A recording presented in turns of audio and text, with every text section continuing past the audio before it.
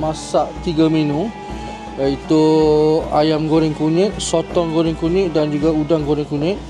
Ini adalah salah satu daripada menu yang akan dihidangkan masa bulan puasa nanti, dalam masa sejam lebih.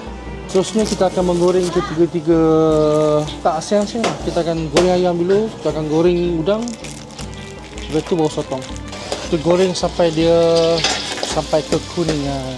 Okay, dah nampak lah kuning ni, kemasan ni dah garing dah, kita angkat lah.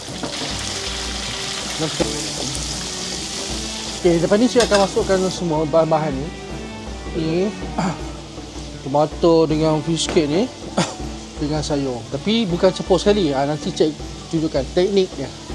Okay, kepada orang di luar sana, kalau ini menepati juadah bulan Ramadan di Nusantara Pizza, kita akan mengadakan buffet Ramadan.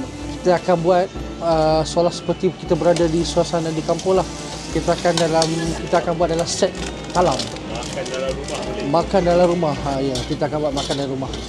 Jadi kepada sesiapa yang ingin merasai suasana seperti berada di kampung, datanglah ke Nusantara Pizza. 12.5 hari untuk yang non-Muslim saja.